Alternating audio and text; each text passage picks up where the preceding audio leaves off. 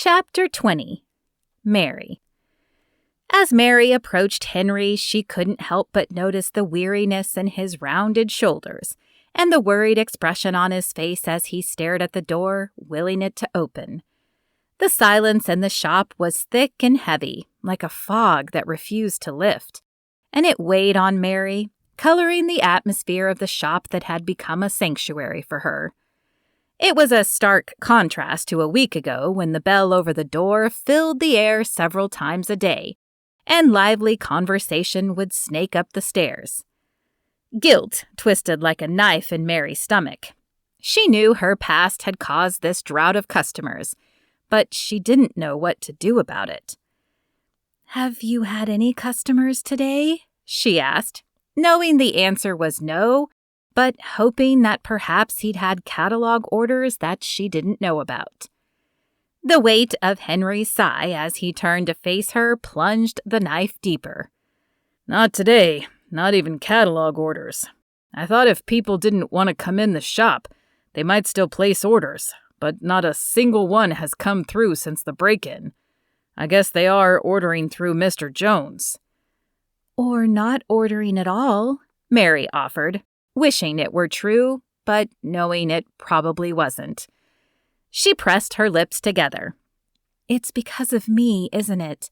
The townspeople think I stole the merchandise from Mr. Jones, and now they're punishing you and Elizabeth." Henry shook his head in an effort to reassure her, but she could see the doubt lingering in his eyes. "It's just a temporary setback. I've faced them before." But Mary didn't believe that. She'd faced ostracization before, but she'd never had to see it affect people she cared for, and she couldn't shake off the feeling that this was more than a mere hiccup. "What if things don't get better? What if you lose all your business? Maybe I should go away for a few days. If people don't see me, they might return here." "I don't think that's necessary," Henry replied, but his words lacked conviction, and he made no move to reassure her physically. He hadn't in the last few days. He still walked her home in the evenings, but he was stiff, almost mechanical, like he was going through the motions. "We just need the sheriff to find out who really broke into Mr. Jones's store." A surge of determination filled Mary. "Then that's what I'll do. I'll find out who is responsible and bring them to justice." She had no idea how exactly, as she wasn't a sleuth, but she would find a way to right this wrong herself if she had to. "And how do you plan on doing that?" Harold asked, one eyebrow lifted in curiosity. "I'm not sure yet, but I am a good listener," Mary stated confidently. She might not have enjoyed her work at the saloon, but she had often picked up tidbits of information just by listening. "And drunk men tend to have loose lips." Henry stood up, concern and disbelief etched on his face. "You can't go in the saloon, Mary. It will only worsen your reputation." Mary shuddered at the thought of stepping foot in a saloon again. "I have no intention of going inside. I figured I would simply try to talk to those who exit." Henry scratched his chin thoughtfully. "There are a few men who hang out near the saloon during the day that might have information. Christian Turner is one, as is Clyde Seymour. But their information isn't always reliable, Mary. They aren't exactly upstanding citizens." "That's all right. It's a start," Mary said gratefully.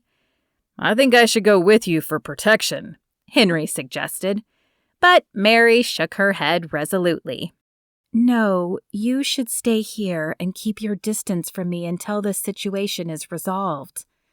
"Mary, I don't want that," Henry protested, but she silenced him with a wave of her hand. "I don't either, but I didn't come here to ruin your shop or Elizabeth's business. I'll fix this, and then we can continue where we left off." She flashed him a small smile, though she doubted it would be that easy. She had no idea if she could find the men, if they would know anything, and if she could get them to talk. But she had to try.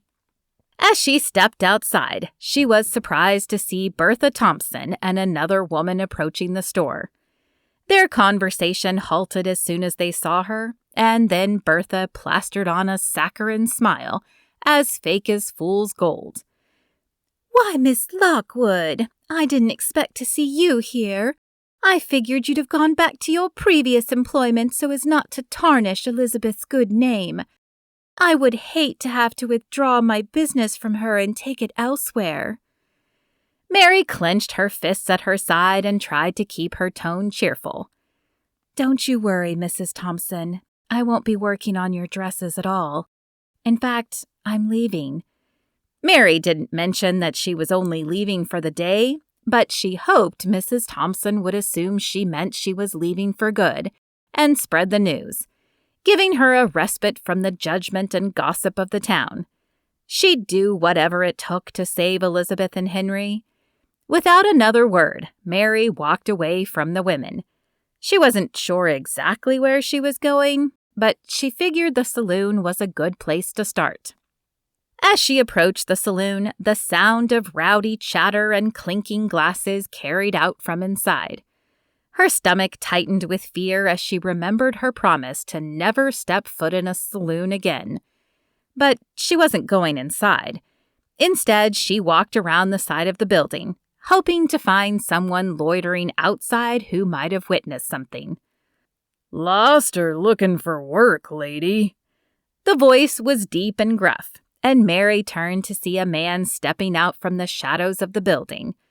He had a large scar running down one side of his face and a slight limp, but it was his eyes assessing her from head to toe that gave her the most trepidation. "Neither," Mary replied, trying to appear confident despite her nerves. "But I am looking for some information." The man took a few steps closer, causing Mary to take an involuntary step back. "What kind of information?" His breath reeked of alcohol, and it made Mary's stomach tighten and churn. "I'm searching for anyone who may have seen the break-in at Mr. Jones's store, or knows what was taken." "I might have some information for you," the man said, taking another step forward. "But what's in it for me?" Mary didn't like the way his eyes raked over her, nor had she thought about what she could offer, but she certainly wasn't offering what he seemed to be hoping for. She quickly tried to come up with something to offer him that wouldn't compromise her morals. "Do you have a wife? I could offer her one of Mrs. Baxter's dresses." Surely Elizabeth would be willing to help if it meant clearing their names. The man shook his head with a leering grin. "No wife, unless you're offering." "I am not," Mary snapped, regretting even mentioning it. She paused as she thought about what else she could offer. "What if I could offer you store credit with Mr. Brown?" She hated to ask him, but perhaps he would let her work off whatever it cost. The man stroked his chin thoughtfully. "I don't know much right now, but I'll keep my ears open and share any information with you for a $20 credit." $20? Mary's heart seized in her chest. How would she ever be able to afford that much? The man shrugged nonchalantly. "Take it or leave it." Mary's mind raced as she debated whether or not to take the deal. What if he had no valuable information?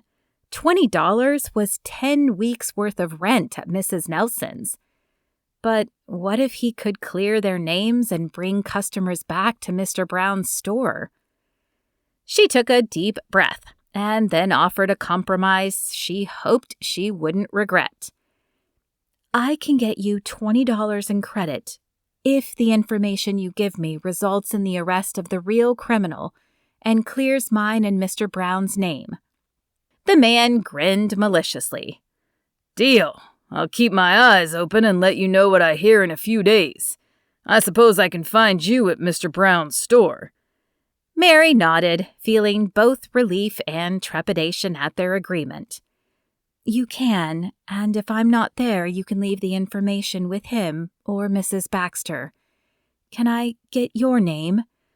"It's Clyde," the man replied. "No need for you to give me your name. I already know who you are." He chuckled and headed back towards the saloon. Mary watched him go, feeling a mix of fear and hope. If this man could clear her name and restore customers to Mr. Brown's store, then it would be worth the wait. But she dreaded what might happen if he couldn't deliver on his promise within a few days.